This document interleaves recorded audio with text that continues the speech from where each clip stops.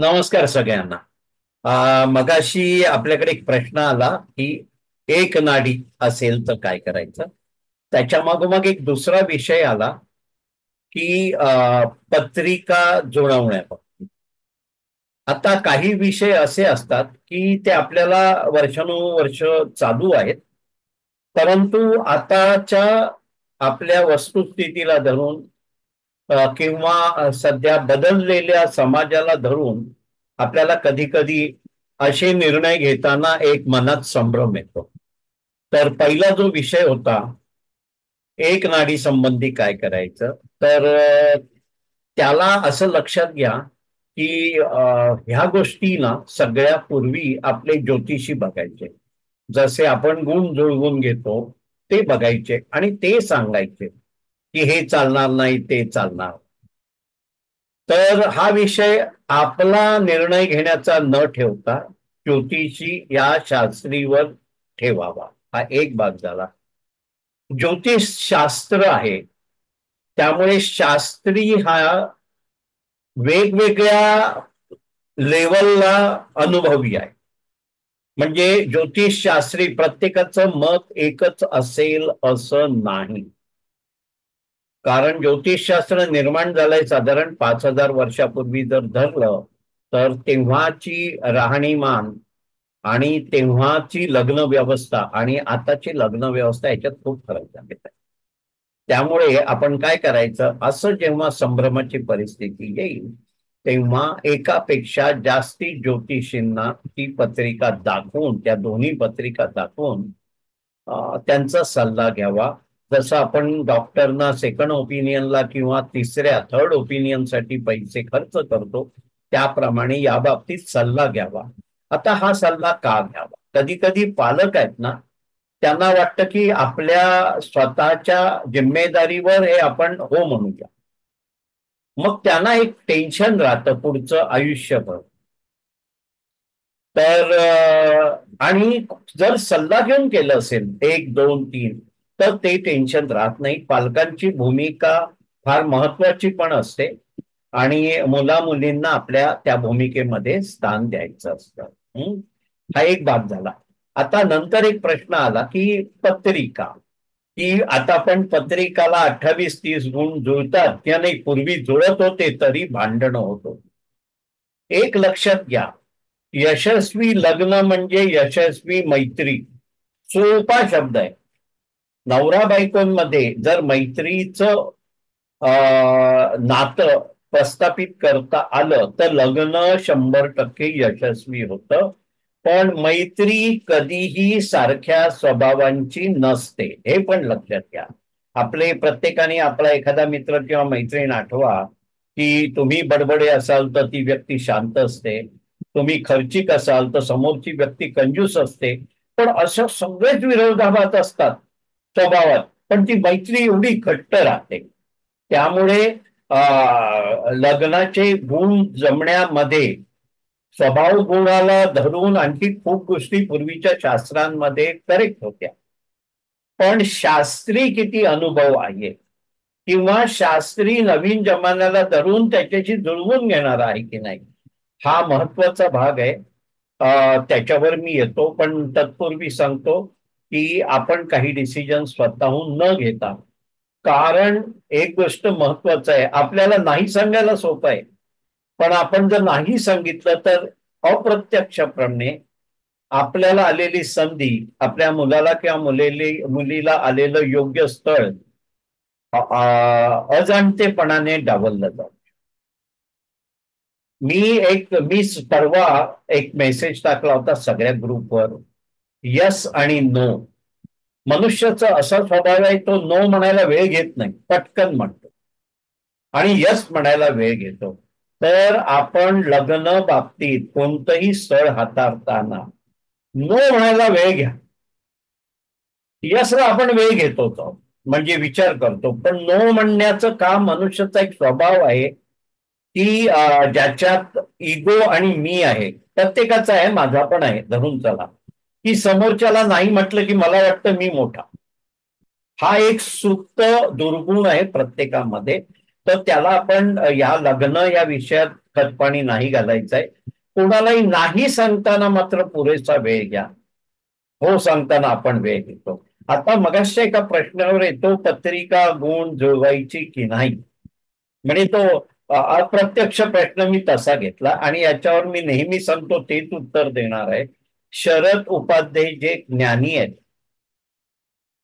ज्योतिषशास्त्रामधले खूप ज्ञानी मनुष्य आहेत, त्यांना एका टीव्हीच्या कुठच्या तरी कट्टा कार्यक्रमामध्ये शेवटच्या 5 मिनिटात हा प्रश्न विचारला होता की शरदराव, आडून पाडून इकडून तिकडून उत्तर देऊ नका, एवढंच सांगा, लग्न करण्यासाठी पत्रिका जुळवायची गरज आहे का. त्यांनी सांगितलं लग्न करण्यासाठी पत्रिका जुळवायची गरज नाही, परंतु लग्न झाल्यानंतर एकमेकांच्या पत्रिका दाखवून एकमेकांचे गुण आणि दोष समजून घ्या. प्रत्येकामध्ये गुण दोष आहेत आणि जर तुम्हाला धाडस नसेल तेवढं की लग्न झाल्यानंतर गुण आणि दोष तपासायचे, तर लग्नापूर्वी तपासून. आणि हे जे काही 12 घरं, कालसर्प योग वगैरे ह्या गोष्टी लग्न बाबतीत जे ज्योतिष शास्त्री सांगतात, शास्त्र ते म्हणाले करेक्ट आहे, पण ज्योतिष शास्त्री जे आहेत ते प्रत्येकाचे व्ह्यूज आणि त्यांचा वेस्टेड इंटरेस्ट म्हणजे त्यातला काही फायदा घेऊ जर इंटरेस्ट असेल तर ते वेगवेगळे आहेत. त्यामुळे तुम्ही लग्न जुळवण्याच्या अगोदर फक्त गुण आणि दोष समजून घ्या, दोष पदरात पाडून घ्या आणि गुणांना मोठं करा एकमेकांच्या, म्हणजे तुमचं लग्न यशस्वी होईल. आता माझा जो 22 वर्षाचा अनुभव आहे ऍज अ लाईफ कोच, त्याच्यात मी काय करायचो, मी गुण दोषांची एक जंत्री करायचो प्रत्येकात. आणि माझ्या लक्षात आलं इतक्या वर्षात की प्रत्येक चांगल्या व्यक्तीमध्ये 33% दोष आहेत. हे लक्षात घ्या, हा महत्वाचा आहे. जनरली काय होतं, लग्न झाल्यानंतर मुलाला वाटत असतं मी ऍडजस्ट करतो, मुलीला वाटत असतं मी ऍडजस्ट करतो, पण ते तसं नाही आहे. प्रत्येक चांगल्या व्यक्तीमध्ये 33% दोष आहेत, 66% गुण आहेत. मग ह्याचा अर्थ प्रत्येक एका व्यक्तीला समोरची व्यक्ती 33% जुळवून घेते. तडजोड शब्द नको वापरूया, जुळवून घेते. म्हणजे मुलगा मुलीला जुळवून घेतो, मुलगी मुलाला जुळवून घेते आणि त्यामुळे मुलाला किंवा मुलीला असं वाटतं नाही की मी तडजोड करतोय, मी ऍडजस्ट करते. हा, तर त्यामुळे आपले तिन्ही विषय झाले. एक नाडीचा विषय झाला, पत्रिका बघायची की नाही हा विषय झाला, आणि हा जो जुळवून घेण्याचा भाग आहे तो पत्रिकेतल्या गुणदोषांवर अवलंबून आहे. इथे मी थोडा पॉज घेतोय आणि मग आपण पुढच्या प्रश्नाकडे जाऊ. मगाशी आपल्याला विचारलं की पगारामध्ये तफावत. असं झालेलं आहे खरं म्हणजे नोंदणीच्या बाबतीत प्रमाण मुलांचं आणि मुलींचं विषम आहे, ते 2:1 आहे, लक्षात घ्या. 66% मुलगे आणि 33% मुली. आता याला एक कारण असू शकतं की मुलांवर जबाबदाऱ्या जास्त असतात, मुली जास्त शिकतात, जास्त मोठ्या पगारावर जातात आणि त्यांची लग्न लवकर होत असतील. हा एक त्यातला भाग असू शकतो. आणि तुलनात्मक जर बघायला गेलं तर मुलांचे पगार ऍव्हरेज मुलींच्या पगारांपेक्षा कमी पडतात. लग्न जुळवण्याच्या ह्याच्यात जर आपण 30 मुलगी आणि 30 मुली घेतल्या आणि विचार केला तर म्हणून मगाशी जो प्रश्न मला विचारला की मुलगी तयार असते कमी पगाराच्या मुलासाठी, पण मुलाला धास्ती वाटते. हा थोडा साहजिक आहे, कारण आपलं राहणीमान आहे त्याला आपण पुरुष प्रधान व्यक्ती म्हणतो. तर पुरुष प्रधान संस्था म्हणतो आपली जीवन संस्था. तर पुरुष प्रधान याच्यात काय होतं की पुरुषाकडून थोडं डॉमिनन्स स्त्रीला हा कालातीत गोष्ट चालू आहे. तर त्यामुळे एखाद्या मुलाला कमीपणाचं ते वाटू शकतं, मुलीला वाटलं नाही तरी. ह्याच्यात मला एक अनुभव सांगायला आवडेल. एकदा आम्ही जेव्हा पूर्वी ऑफलाईन नोंदणी घेत होतो फॉर्म मधून, तेव्हा एका मुलीने फॉर्म भरला होता आणि तो मुलीने भरला होता, बालकांनी नाही. की ती पगार मला 90,000 आणि 60,000 वरचं स्थळ कोणतंही चालेल. तर फोन केला होता त्यांना. तर ती म्हणाली मी मुलगीच बोलते. तर म्हटलं हे चुकून झालेलं आहे का, 60 आणि 90 म्हणजे वरती 60 लिहायचं होतं आणि खाली 90. तर म्हणाली नाही काका, मला 90,000पेक्षा मोठा पगार आहे, पण मला माझ्या पगाराकडे बघून लग्न करणारा मुलगा नकोय, म्हणून मी कमी अपेक्षेमध्ये 60,000पेक्षा वरती लिहिलं. तर मगाशी ज्यांनी हा प्रश्न विचारला मला, त्यांना व्यक्ती व्यक्तीमध्ये हा वेगळा भाग आहे. प्रत्येक ये वो अभी आ व्यक्तीचा सकते विचार वेगळा आहे. हं? आणि याच्यासाठी ना तसा नियम नाही आहे की जास्त पगार मुलीला आणि कमी मुलाला आहे ते लग्न होण्यासाठी. पण एक नियम याच्यासाठी नक्की आहे की आम्ही सगळ्याच गोष्टी व्हॉट्सअपवर संपवायला हवं. आपल्याला व्हॉट्सअपला आपण म्हणजे अतिशयोक्ती झाली तर आम्ही व्हॉट्सअपवर लग्न पण लावू अशा आशयात हा विषय हाताळला जातोय. खरं म्हणजे प्रत्येकाने लवकरात लवकर सुमित सामंत, हा, प्रत्येकाने लवकरात लवकर एकमेकांच्या घरी पोचायला पाहिजे. जरी अर्ध काम जुळलं तरी पूर्ण सगळं जुळेपर्यंत वाट बघू नका. एकमेकांच्या घरी जाऊन एकमेकांचं राहणीमान बघून चर्चा करून मग तुमचे भाऊ कुठचे, माहेर कुठचं, आजोळ कुठचं, आणि याच्यामध्ये ना आपण लवकर एकमेकांच्या जवळ येतो. अजून आपली ज्ञात मोठी नाही आहे. आणि मग ना हे बघा, शेवटी लग्न करणं म्हणजे मगाशी मी म्हटल्याप्रमाणे 33%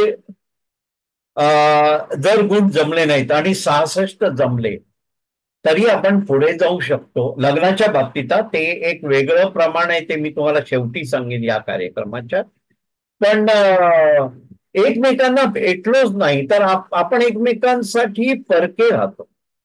असे जाना की काय होईल, मैत्री होईल ना. मी इव्हन मुला मुलींना जेव्हा सांगतो की तुम्ही लग्नापूर्वी 3 लांबलचक भेटी करा, तुम्हाला त्याच्यात मैत्री शोधता आली पाहिजे. लग्नाचा विषय करायचाच नाही त्या भेटीमध्ये, कारण लग्नाचा विषय केला की दोघांची उत्तरं कॉशस होतात, जाणीवपूर्वक दिली जातात. आपल्याला नैसर्गिकरित्या जर व्यक्ती समजून घ्यायची असेल, हा मगाशी हा पण विषय आला की हे जुळलं पाहिजे, काय आपले तरी शब्द वापरला, पण हे जुळवलं पाहिजे किंवा ते बघण्यासाठी कुठचंही सर्टिफिकेट आपल्याकडे नाही.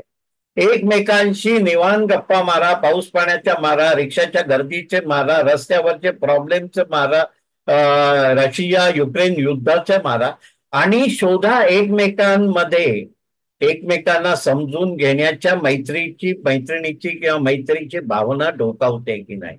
आणि यामुळे मला सांगायला अवघड वाटतंय, पण एक निष्णात वकील ज्यांनी पुस्तक लिहिलेलं आहे लग्नविषय सुयोग्य साथीदारासाठी, त्यांच्याच घरातली केस आहे. ते आपल्या मुलाला सांगत होते की एकदा खानोलकरांशी बोलून घे, पण नंतर वेगळंच झालेलं आहे. 6 महिने झाले, एक दिवस पण ते लग्न टिकलं नाही. आणि त्याला कारण अगदी वेगळं होतं, जे आपल्या कोणाला आश्चर्य देईल असं, ज्याला लेस्बियन किंवा गे म्हणतो आपण, तशा प्रकारचं कारण होतं मुलीकडून. आणि आता ते सेपरेट झालेले. बरे काय असतं याच्यात, खूप मानसिक त्रास होतो, खूप प्रयत्न करतो मनुष्य हे जुळवून ठेवायचं. आणि लग्न अगोदर 3 जर मीटिंग छान झाल्या असत्या निवांत गप्पा, तर कदाचित हा प्रॉब्लेम पुढे राहिला नसता. तो एकमेकांनी त्या वयात एकमेकांशी शेअर केला असता, जे पालकांशी शेअर केला जात नाही. हा, तर आपण इथे परत एक पॉज घेतो आणि मग पुढच्या विषयाला. हे खरं आहे की कोल्हापूर म्हणा, गोवा म्हणा, बेळगाव म्हणा, अशा ठिकाणी आपली जी मुलांची स्थळ आहेत किंवा नाशिक, तर तिथे पटकन मुली तयार होत नाही. आता काय होतं माहितीये, कधी कधी बरेचदा लोक मला कंप्लेन करतात की त्याचा असं मुलाच्या लोकांना असे वागले, मुलीची लोक अशी वागली. तर मी त्यांना एक सांत्वन करायला म्हणतो की देवाचे आभार माना ना की त्या घरातलं स्थळ तुमच्या घरात नाही आलं. कारण तुमचं घर आपल्याला आपलं घर सुखी आणि आनंदी ठेवायचं आहे आणि त्या मुलांना किंवा मुलींना पुढचे 60 वर्षपर्यंत याचा लाभ झाला पाहिजे. त्यामुळे बरेचदा आपण शांत, तोंडात साखर ठेवून, डोक्यावर बर्फ ठेवून जर स्थळ हाताळत असू आणि एखादं स्थळ चांगलं आहे पण आपल्याला वाटतं हे चांगलं होतं पण पालकांनी या स्थळाचं नुकसान केलं. बरेचदा पालकांकडून अजाणतेपणाने, बघा जाणतेपणाने कोणी पालक या जगात नुकसान नाही करत, पण आपल्या अतिघाईमुळे, नाही सांगण्याच्या घाईमुळे किंवा सगळेच व्यवहार व्हॉट्सअपवर संपवण्याच्या घाईमध्ये जर चुकून पालकांकडून जर मुलांचं नुकसान होत असेल तर ते पालकांनी सांभाळायचं आहे. एक लक्षात घ्या, माझ्याशी फक्त पालक बोलतात असं नाही, आडून पाडून मुलं पण बोलतात, डायरेक्ट फोन करून पण बोलतात.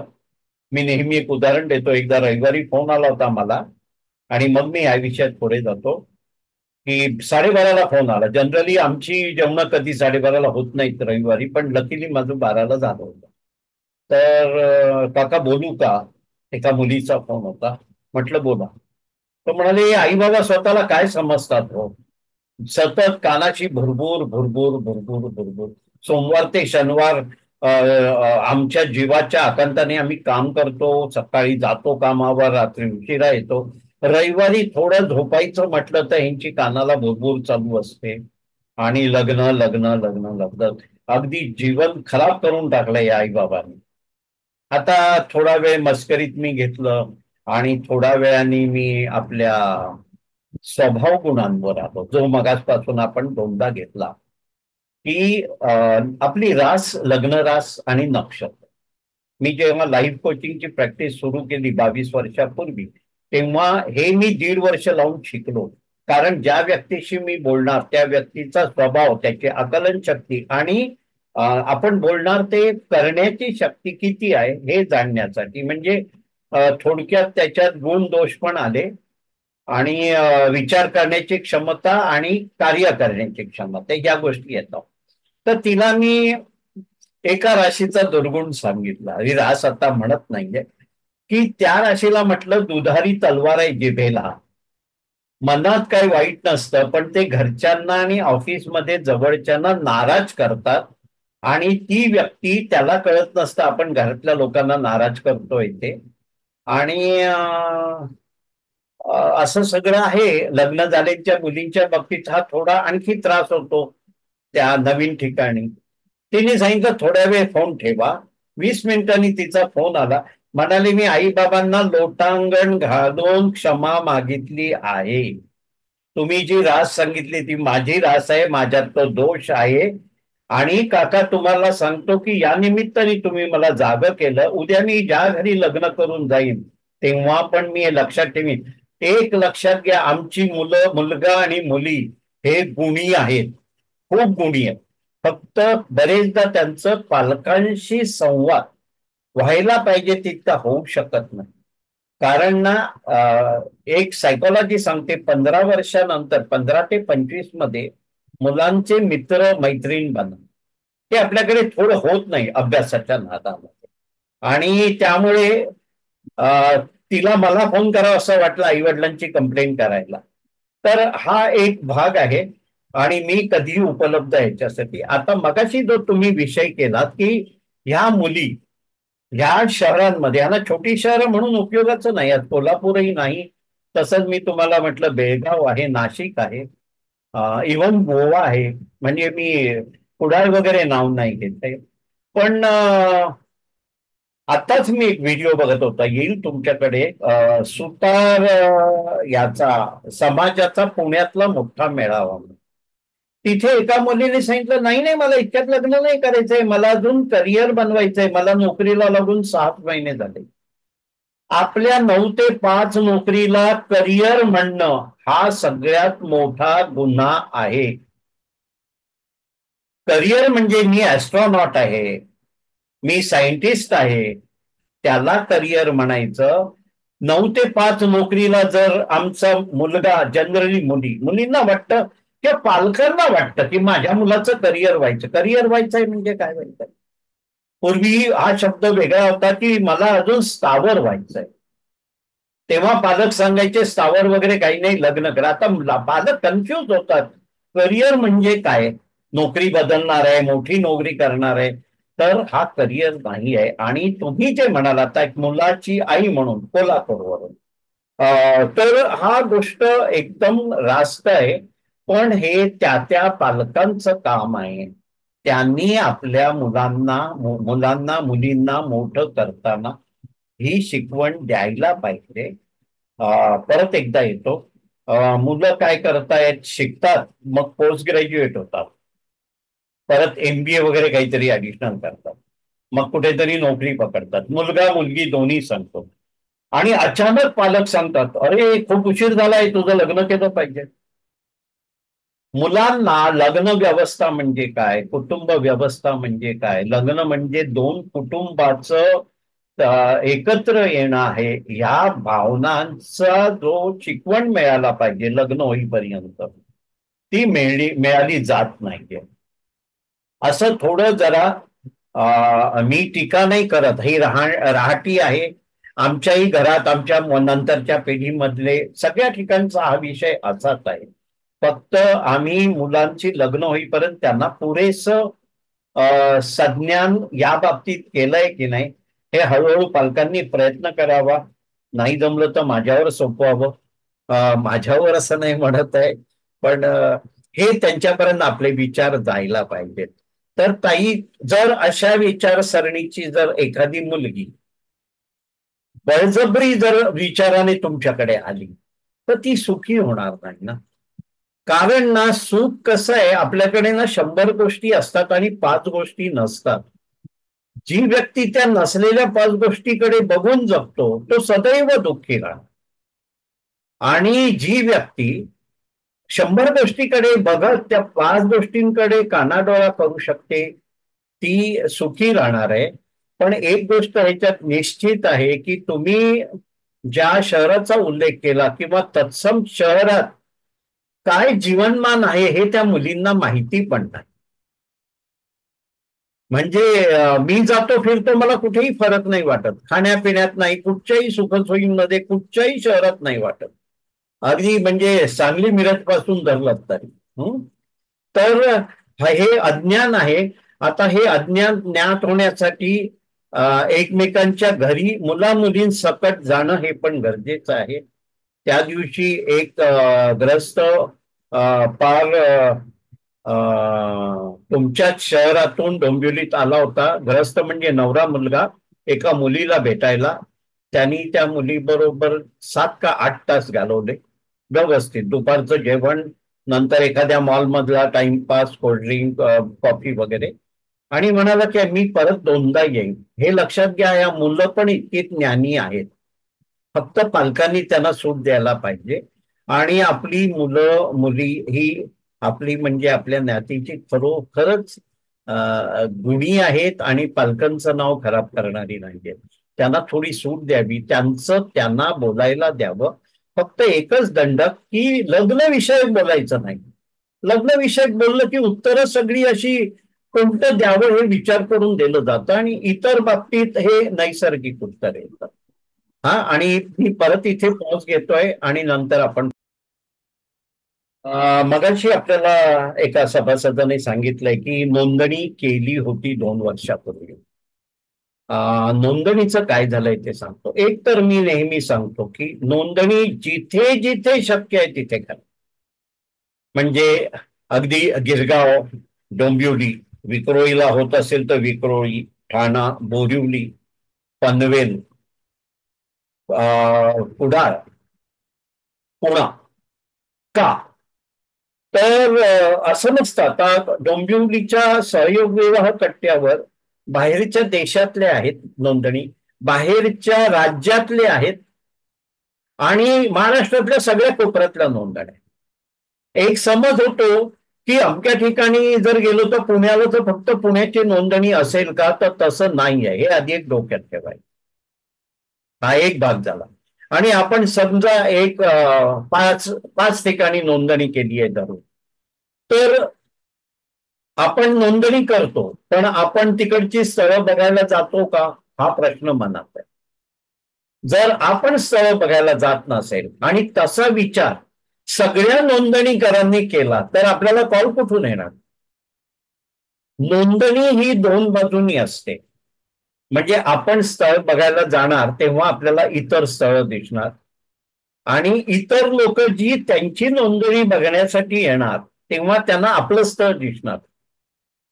पण आता काय झालेलं आहे, परत व्हॉट्सअपच्या जमान्यामध्ये आपण अपेक्षा करतो मी नोंदणी केली आहे म्हणजे मला रिस्पॉन्स मिळणार आहे. पण आता तुम्ही जर चार ठिकाणी जर नोंदणी कोणी कोणी केली आहे जर बघायला गेलात तर त्या लोकांना रिस्पॉन्स मिळणार आहे ज्यांनी अगोदर नोंदणी म्हणजे इतरांनी केली. तर नोंदणी ही दोन्ही बाजूनी आहे. जिथे जिथे नोंदणी कराल, आता सहयोगचं तर ऑनलाईन आहे. आता माझ्या मते बोरिवली ऑनलाईन आहे. हा पनवेल आहे की नाही माहित नाही, आमचे विभाकर नाईक दिवंगत झाले त्याच्यानंतरची पोझिशन माहिती नाहीये. पण दिवाकर नाईक आणि पनवेलच्या पाटकर टीमने एवढं बलाढ्य काम केलेलं आहे लग्न विषयक याच्यामध्ये. पुढेही पण ते चालू राहील आणि त्यांना काही अडचण असेल तर आपण सगळे आहोत. तर नोंदणी नुसती करून थांबू नका. हा, आता नोंदणीला धरून आणखी एक लिहितो की जी जी स्थळ तुम्ही बघता आणि जी जुळत नाहीत ती पण एका वहीमध्ये लिहून ठेवा. फिरून ते स्थळ कधीतरी आपल्याकडे येतं, लक्षात घ्या. किंवा एकदा 2 महिन्यानंतर आपल्याला वाटतं की अरे हरकत नव्हतं, ती थोडी आपण ऍडजस्टमेंट करू शकत होतो, त्या विषयात पुढे जायला हरकत नाही. तर त्याची नोंदणी आपल्याकडे पाहिजे. कारण आता आपल्याला सवय नाही ना वही आणि खतावणी लिहिण्याची. तर प्रत्येकाने या बाबतीत एक वही करावी. जिथे जिथे नोंदणी केली आहे तिथे पोहोचावं, डायरेक्टली इनडायरेक्टली कोणाला सांगून. आणि त्याच्यातून म्हणजे घुसळलं जाईल. नुसतं नोंदणी करून मी काय बघतोय की मनुष्य नोंदणी करतो आणि स्वस्थ बसतो. पण असे 100 नोंदणीकृत सगळे जर स्वस्थ बसले तर कोण कोणाला संपर्क करणार असं होतं. मी परत इथे पॉज घेतोय. आताचा तो विषय आला त्याचे दोन भाग लक्षात घ्या. मुलीचं वय वर्ष 31. आपण याच्यात कोणाचं नाव वगैरे घेत नाही त्यामुळे कोणाला काही कळणार नाहीये. आणि नोकरीचं ठिकाण आहे तिथून यायला उशीर होतो म्हणून नोकरीच्या ठिकाणाच्या जवळचं स्थळ मिळालं तर प्राधान्य. मूळ आपल्याला काय पाहिजे. मूळ आपल्याला हे सत्शील चांगलं वर्तन असलेला जावई पाहिजे. आपण या सगळ्या जर कंडिशन्स लावत गेलो, आपल्याकडे काय काय कंडिशन्स आहेत. मुख्य म्हणजे शिक्षण आणि पगार आहे. मग उंची बांधा एकमेकांना शोभणार आहे. आणि त्याच्या सगळ्यात अगोदर आहे पत्रिका आहे. बरीचशी मुलं म्हणतात हे आईबाबांचं पत्रिके वगैरे या सगळ्यातून त्या गाळणीतून जे उरेल त्यातलं चुकून एखाद दुसरं स्थळ आमच्याकडे येतं.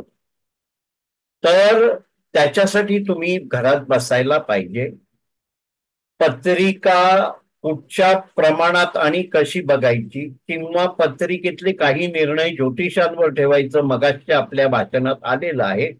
आणि एक नाही 2 किंवा 3 ज्योतिषांचा आधार घ्यायचा. नाही म्हणायचं असेल तर हो म्हणायला कोणाचा आधार घेऊ नका, पण नाही पटकन म्हणू नका. दुसरी गोष्ट, मागच्या वेळेला असंच आपण चौथ्या शनिवारी ऑनलाईन बोलत असताना एका पालकांनी मला सांगितलं की मुलीच्या नोकरीच्या ठिकाणी जवळ असेल ते स्थळ बघतोय. आपल्याला जावई पाहिजे का नोकरीच्या ठिकाणी जवळ असलेली जागा पाहिजे. तर त्याच्यावर आपण असंच सगळं संभाषण केलं. कारण काय होतं मुलांचं आणि मुलींचं की बालेवाडी पुण्याजवळ वाटतं, हौसर बँगलोर जवळ वाटतं, वेस्टर्न वरून सेंट्रल लांब वाटतं. हा सगळा मानसिक भाग आहे लक्षात. आणि आता मेट्रोचे एवढे रूट्स होत आहेत पुढच्या 2-5 वर्ष, 2.5 वर्ष म्हणतोय की मुंबईतल्या कुठच्याही भागातून कुठचाही भाग लांब नसणार आहे. हा सगळं फास्ट कनेक्टिव्हिटी होणार आहे. आणि आज जे नोकरीचे ठिकाण आहे किंवा आज जी नोकरी आहे हे पूर्वीसारखी सरकारी परमनंट नोकरी कोणाचीच नाही आहे. हे आपल्याला कोविडने शिकवलेलं आहे की ह्या जगात बदल हा एकच परमनंट विषय आहे. कोणतीच गोष्ट परमनंट नाही आहे. आणि कोविडने आपल्याला फार शिकवलेलं आहे. तर ताई मला असं सजेस्ट करायचं आहे की घरी यायला उशीर होईल वगैरे ह्या शब्दांना धरून लग्न जुळवायचं नाहीये आपल्याला. आणि मुलीला सांगा माझी मदत लागली तर माझी मदत घ्या.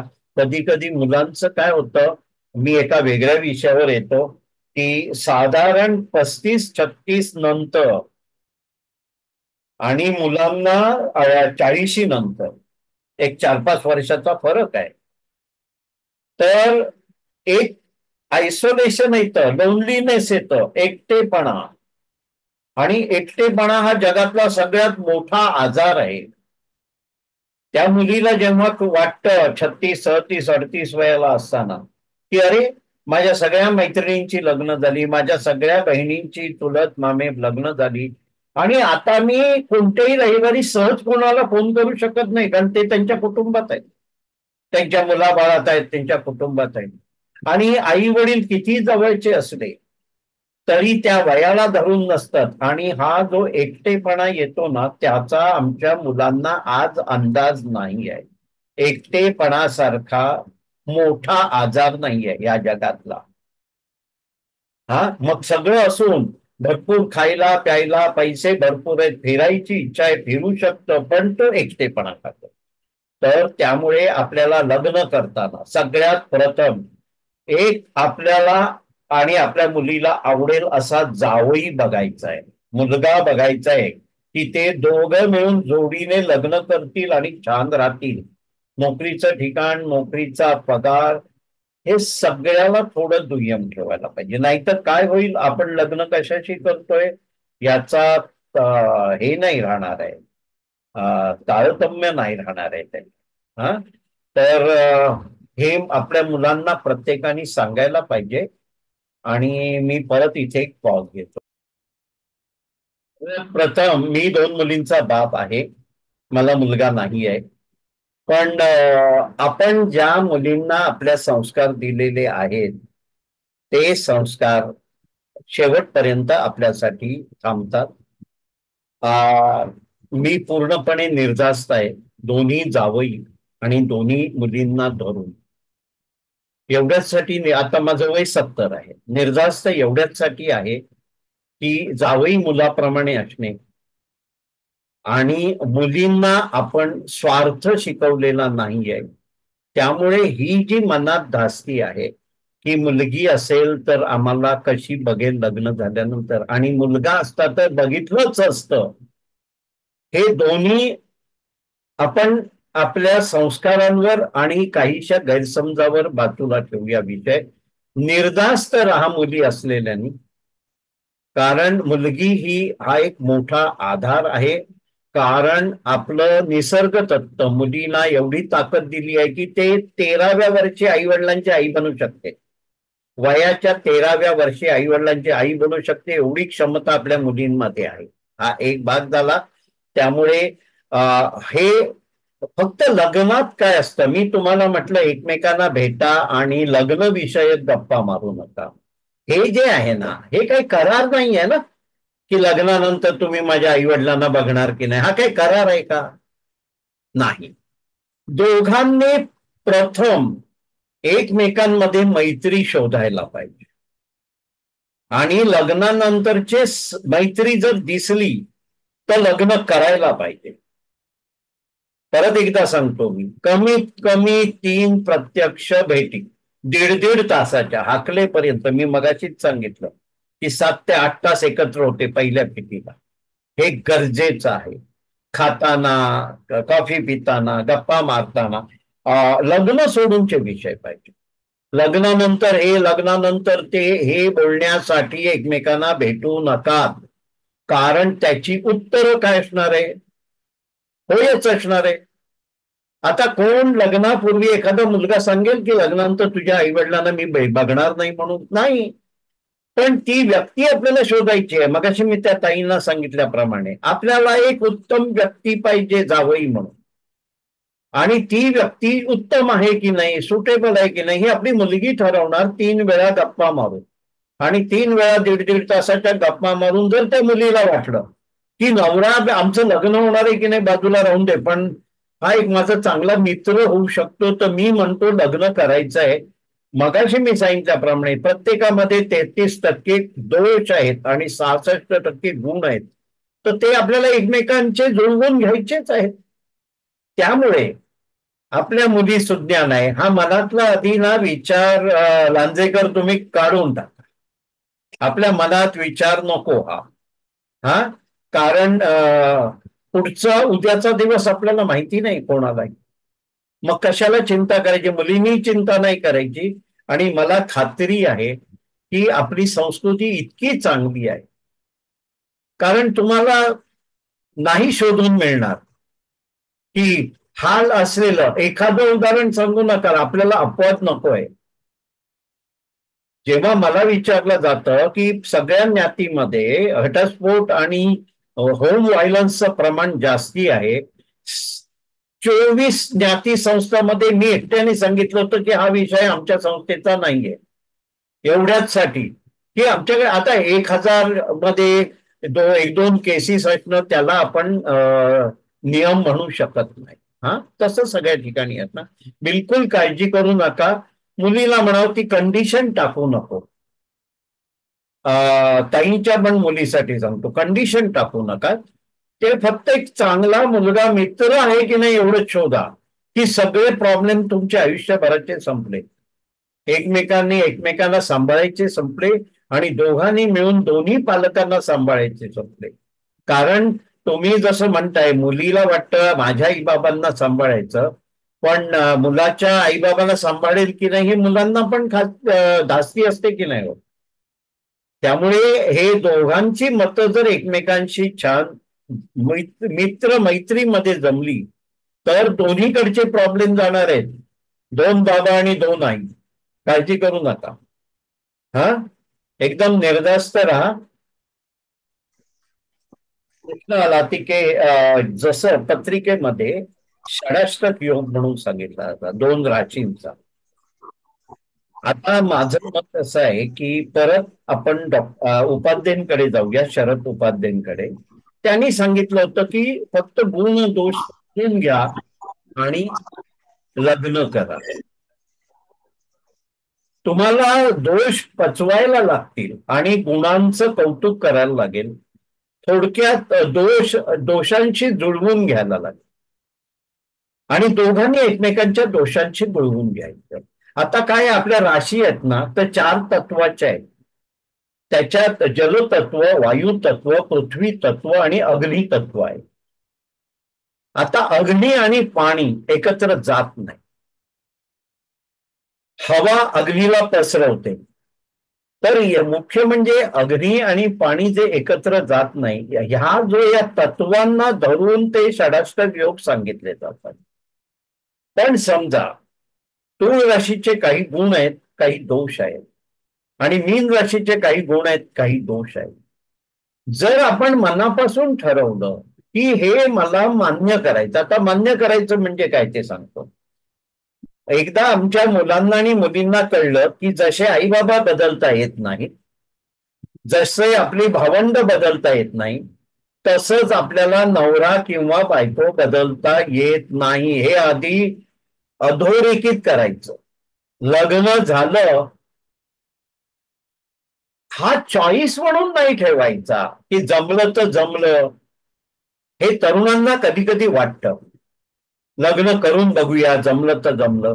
पूर्वी मग अशी आपल्या एका आताच्या यांनी सांगितल्याप्रमाणे की पूर्वीची लग्न गुण जुळवून होती पण भांडणं व्हायची. पण लग्न टिकवणं, आता जर एखाद्या व्यक्तीने म्हटलं की मला अशा आपण वस्तूवर जाऊया, एखाद्या मुलांनी विचार केला मला एक अमुक अमुक अमुक या स्पेसिफिकांची वस्तू पाहिजे, 4 ठिकाणी फिरून आणली आणि त्यांनी समाधान नाही झालं तर ती वस्तू फेकून देता येते. लग्नाच्या बाबतीत तसं नाही आहे. तुम्ही ठरवायला हो म्हणायला वेळ घ्या, पण एकदा हो म्हटल्यानंतर पुढचे 50-60 वर्ष तुम्हाला ते बदलता येणार नाही. हा जो सोडचिठ्ठी म्हणजे डायव्हर्स म्हणतो आपण, ही प्रोव्हिजन का झाली? दारुडाने आयुष्यभर दारू पिऊन बायकोला मारलं, त्याला होम व्हायलन्स म्हणतात. हुंड्यासाठी तगादा लावला, अशा गोष्टींसाठी फक्त ही प्रोव्हिजन आहे की जेव्हा लग्न होऊन झालेली व्यक्ती मरणाला पण तयार होते पण तिथे मला राहता येणार नाही असं म्हणते, तेव्हासाठीचं आहे. मुलीच्या आणि मुलांच्या दोनांच्या बाबतीत हे आहे. आणि त्याचं प्रमाण फक्त 3% आहे. जेवढे घटस्फोट होतात त्याच्यातलं 3% प्रमाण फक्त जेन्युन आहे आणि बाकी सगळे घटस्फोट आहेत. हे इगो, मी, माझं चाललं नाही, माझं ऐकलं नाही, मगाशी म्हटल्याप्रमाणे माझं करिअर, माझं शिक्षण याच्यावरून होतात. जर पर्याय नाहीच आहे म्हटलं तर हे षडाष्टक जे योग आहेत ते जुळवून ठेवता येतात. पण का नाही करायचं लग्न?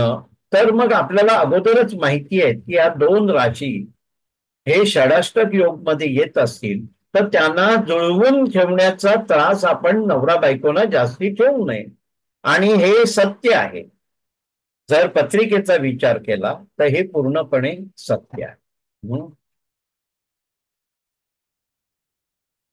एक छान प्रश्न आहे की पहिल्यांदा पत्रिका जुळली म्हणून सांगितलं आणि नंतर 2 महिने सगळं व्यवस्थित चालल्यानंतर पत्रिका जुळत नाही असं सांगितलं. तर अशा बाबतीत पालकांनी कसं करावं? माझा एक म्हणणं आहे की पहिल्यांदा जेव्हा पत्रिका जुळली असं झाल्यानंतर, हे गेले होते की नाही विचारायला मी विसरलोय, पण आपण एकमेकांच्या घरी जाऊन एकमेकांची ओळख प्रस्थापित करणं सगळ्यात महत्वाचं हा एक भाग. कारण नंतर जेव्हा पुढचा विषय आपला हाताळला जातो तेव्हा आपण जनरली म्हणतो ना की आम्ही त्यांच्या घरी गेलो होतो आणि आम्हाला घर छान वाटतं, अशा प्रकारचा भाग येतो. कारण आपल्याला लग्न करायचंय. त्याच्यासाठी पूर्वी असं म्हटलं जायचंय की माझ्या वडिलांनी 2 जोड झिजवले माझ्या लग्नासाठी. तर आता जोड झिजवायला लागत नाहीये, पण लवकरात लवकर एकमेकांच्या घरी जायचं. फेरी मोफत गेली तरी चालेल, लांब असलं तरी चालेल, मुंबईच्या माणसाला पुण्याला किंवा कोल्हापूरला जायला लागलं तरी चालेल, कारण हे आपल्या मुलांच्या पुढच्या आयुष्यासाठी 50 वर्ष 60 वर्षासाठी आपण हे काम करतो. हा एक भाग झाला. आणि मग काय होतं, थोडा संदेह कमी राहतो आणि एकमेकांना विचारण्यासाठी आपण मैत्रीच्या मूडमध्ये असतो. भले काही जेन्युन कारण असेल त्याच्यात नाही सांगण्यामध्ये, हा एक भाग झाला. पण एक वर्षानुवर्ष म्हणजे ह्या लग्न व्यवस्थेमध्ये सगळ्यात पहिल्यापासून अपसंत नसेल तर सांगण्याचं मुख्य साधन म्हणजे पत्रिका जुळवणं हे असतं. आता इथे तुम्ही सांगितलेलं आहे की पत्रिका जुळते सांगितलं म्हणून आणि नंतर काहीतरी शांत वगैरे करायचा विषय सांगितला, तर तिथे जर एकमेकांकडे जाऊन आपण हे मुद्दे दोन्ही पालकांचे क्लिअर केले असते. तुम्ही तुमच्या बाजूने परफेक्ट आहात, समोरची व्यक्ती वाईट नाहीये पण परफेक्ट नसू शकते. कळलं की नाही? प्रत्येक जण सगळ्या बाबतीत परफेक्ट असू शकत नाही. तर तुमची भेट झाली असती ना तर त्यांना तुम्ही हे विचारलं असतं की तुम्ही दाखवली का, तुम्हाला परत कोणाला दाखवायची आहे का? कारण मुलं मुलगी एकदा भेटायला लागले ना की ते एकमेकांमध्ये नकळत इन्व्हॉल्व होतात, हे लक्षात घ्या. आणि ते त्यांच्या जीवाशी खेळण्याचा अधिकार अजाणतेपणाने पण पालकांचा नाहीये. म्हणून पालकांनी पूर्ण बघितल्यानंतरच मुला मुलींना एकत्र आणावं, बोलायला द्यावं, हा एक भाग झाला. ह्याच्यात 2 भाग असतात. बाहेर देशातला मुलगा असतो ना, आधी तो देशप्रेमासाठी भुकेलेला असतो आणि त्याच्यात जेव्हा एका लग्नाचं प्रपोजल असतो तर तिथे तो आणखी वीक होतो मेंटली विचार करायला. असे मल्टिपल कॉम्प्लेक्स असतात. तर अशा केसमध्ये पालकांनी आपली जबाबदारी आधी पूर्ण पूर्ण म्हणजे जास्ती पूर्ण करायची. कारण आम्ही अनुभवी आहोत. भले आता आम्ही त्या वयाच्या भावनेमध्ये नाही आहेत, विसरून गेलो असेल, पण मुलांच्या भावना फार नाजूक असतात. आपल्याकडे एक केस आहे, मी त्याचा दरवेळेला उल्लेख करतो. मुलगा बँकेत मॅनेजर, मुलगी एक मोठ्या पोस्टवर मॅनेजरियल पोस्टवर दिल्लीला, मुलगा साऊथला, एक मुलीचं कुटुंब वांद्र्याचं, मुलाचं कुटुंब ठाण्याचं, आणि सगळं व्यवस्थित ठरलं, लग्नाची तारीख ठरली. आणि मुलीने एक दिवस विचारलं 4-5 महिन्यानंतर हनीमूनला कुठे जायचं. तो मुलगा म्हणाला कुठेही जाऊ ना, सिमला, कुलू मनाली, तू सांगशील तिथे जाऊ. नाही म्हणाले, मी स्वित्झर्लंडला पण 3दा गेलेले, आपल्याला कोणत्या तरी रिमोट आयलंडला जायला पाहिजे. आणि मग दोघां कुटुंबाच्या लक्षात आलं की आपल्या जीवन पद्धतीमध्ये खूप फरक आहे, तफावत आहे. स्वित्झर्लंड सोडून पण एखाद्या रिमोट आयलंडला हनीमूनला जाण्याची मुलीची अपेक्षा असणं हे चूक नाहीये. पण मुलीची राहणीमान अपेक्षा आणि मुलाचं राहणीमान ह्याच्यात हा तेवढा तफावत का होता, तर या व्हॉट्सअप युनिव्हर्सिटीमुळे होता. आम्ही एकमेकांच्या घरी पण जायला बघत नाही. त्या मुलीचे आई वडील जर ठाण्याच्या मुलाच्या घरात आले असते तर त्यांना पहिल्याच भेटीत कळलं असतं की ठीक आहे, हे घर खूप छान आहे, मुलगा खूप चांगला आहे, पण हे आपलं हे जुळणार नाहीये राहणीमानाच्या आणि आर्थिकदृष्ट्या. इथे एक पालकांची जबाबदारी येते. जास्ती पालक आहेत त्यामुळे त्यांनी बर आणखी एक प्रश्न होता तुमचा, जर आम्ही पॉज घेतोय. एक प्रश्न आहे की कुठच्या लेवलपर्यंत पत्रिका बघायची. आजच्याच आपल्या या सेशनमध्ये ज्याचं रेकॉर्डिंग झालंय आणि ते सर्वांपर्यंत पोहोचणार आहे त्याच्यात आपण म्हटलंय सुरुवातीला की शरद उपाध्यायनं हा प्रश्न विचारला होता एका इंटरव्ह्यू मध्ये. अगदी थोडक्यात सांगा, लग्न करण्यासाठी पत्रिका बघायची की नाही. तर शरद उपाध्यायने नाही सांगितलं होतं. ह्याच्याबद्दल विश्लेषण सुरुवातीला आहे पण मी आता जरा फास्ट करतो. शरद उपाध्यायने सांगितलं पत्रिका लग्न करताना पत्रिका बघायची गरज नाही, पण लग्न लागल्यानंतर एकमेकांच्या पत्रिका दाखवून गुण आणि दोष समजून घ्या एकमेकांचे. मुलाचे गुण काय, मुलाचे दोष काय, मुलीचे गुण काय, मुलीचे दोष काय, आणि एकमेकांशी गुणादोषांना जुळवून घेण्याची क्षमता तयार करा लग्न झाल्यानंतर. आणि तुमच्यात जर एवढी हिंमत नसेल तर लग्न होण्याच्या पूर्वी एकमेकांचे गुणदोष समजून घ्या. एवढं सिंपल लक्षात ठेवा म्हणाले. खरं म्हणजे अखंड जे काय जे आहे 12 घरांचं शास्त्र, कालसर्प हे सगळं म्हणाले शास्त्रात एकदम करेक्ट आहे, पण हे सांगणारे शास्त्री किती मातब्बर आहेत हे माहिती नाहीये. त्यामुळे ज्यांना त्या शास्त्रामध्ये डीप जायचं नसेल त्यांनी फक्त गुण दोष समजून घ्या. आणि गुण दोष फार महत्वाचे असतात. कारण जेव्हा मला कळतं माझ्यात पण दोष आहेत, हा पण विषय मगाची झालाय तो रेकॉर्डिंग मध्ये तुम्ही ऐका, तेव्हा समोरच्या प्रत्येक मुलाला आणि मुलीला कळतं की माझे दोष समोरची व्यक्ती जुळवून घेणार आहे आणि त्याचे दोष मला घ्यायचे, त्यामुळे आम्ही दोघेही एकमेकांवर उपकार करत नाही. हा, त्यामुळे शरद उपाध्यायांचं जे डॉक्युमेंटरी आहे कट्टावर, तो 1 तास 60 मिनिटाचा एक व्हिडिओ आहे. तुम्हाला बघायला मिळालं तर बघा, शेवटच्या 5 मिनिटात हा भाग आहे. आता आपण एका पुढच्या विषयावर येतो. परत पत्रिकेचं असं आहे ना की आपण लग्न करतो म्हणजे 2 पार्टीशी जुळलेलो आहोत. आपण आपल्या पद्धतीने बघायचं आणि समोरच्याकडून तो मुद्दा एकदम संपवून घ्यायचा. काय शांत काय करायचंय आणि का कोणाला दाखवायचंय. कारण एक लक्षात घ्या, तुमच्यापैकी काही व्यक्ती हे कुठच्या कुठच्या पोस्टवरून रिटायर झालेले असतात. काही व्यक्ती हे क्लेरिकल जॉब मधून रिटायर झालेले असतात. काही व्यक्ती हे कामावर गेलेले नसतात, म्हणजे आपण हाऊस होल्ड म्हणतो. तर या प्रत्येकाकडे ही मॅनेजर कपॅसिटी नसते की एखादं वस्तू हाताळताना त्यांच्याकडून अगोदरचं नंतरतून अगोदरचं होऊ शकतं.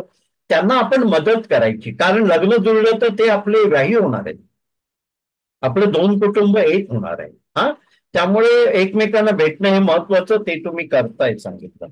आता तुम्ही एक अनुभव सांगितला की पहिल्या भेटीत झाल्यानंतर मुला मुलीची दुसरी भेट झाली आणि तिसऱ्या भेटीत मुलीने सांगितलं की मी बाहेर देशात यायला तयार आहे. हा? आता आम्ही लाईफ कोचिंग मध्ये असल्यामुळे माझ्याकडे सगळ्या वयाचे सगळे केसेस यायचे. एकदा एक मुलगी माझ्याकडे आली होती. म्हणाली 12वीचा रिझल्ट लागायचाय पण मला 92-93 मार्क मिळतील, मला फार्माला जायचंय किंवा डेंटिस्ट्रीला जायचंय, पण मी प्रॅक्टिस नाही करणार का? तर मी तिला म्हटलं, अगं उद्याच एवढे मार्क कमवतेस, आई वडिलांना त्रास, तुला 60-70 मार्क मिळाले तरी चाललं असतं. कारण डेंटिस्ट्रीला आता डेंटिस्ट्रीसाठी स्पेशल नर्सिंग कोर्स तयार झालेला आहे, तो तुला मिळाला असता. तिला तो प्रश्न अनपेक्षित होता. पण मग मुळाशी गेल्यानंतर कळलं की आईच्या बहिणीने मावशीने एक सांगितलं, आईच्या मैत्रिणीने एक सांगितलं, हे तिन्ही गोष्ट आईकडून आले, त्याला आपण एक नकारात्मकता. मला कोणाला ब्लेम नाही करायचा आहे, एखाद्या गोष्टीत नकारात्मक भाग असू शकतो, पण एकाच व्यक्तीचे तीन विकार जर नकारात्मक असतील म्हणजे आईचे, तर आई त्या विषयाकडे पॉझिटिव्ह बघू शकत नाहीये असा अर्थ होतो. मी तिला म्हटलं कुठेही जा, सगळ्या विषयांमध्ये पैसा आहे, तू हुशार आहेस, तुला काय आवडतं त्याचा शोध घे. कारण तिला कोणी आईने ते आईच्या मैत्रिणीने वगैरे सांगितलं फार्माला जाऊ नको, तिला डेंटिस्ट्रीला जायचंय, पण कोणीतरी सांगितलं ते दात वगैरे काढायला लागतात आणि मग ते वेदना होतात आणि तू त्या डेंटिस्ट्रीला गेलं तरी प्रॅक्टिस करू नको. तसं ही जी तुम्ही जी मुलगी म्हणतात, आता मी भेटणं आणि मुलगी हा विषय सविस्तर सांगतो. सगळ्यात पहिलं म्हणजे कितीही मुलगी स्वतःला मॉड समजली तरी ती पहिल्या भेटीमध्ये पूर्ण खुलू शकत नाही. त्यामुळे पहिली भेट ही हिशोबात धरायची नाही. दुसऱ्या भेटीपासून मुलं मुली एकमेकांशी बोलतात.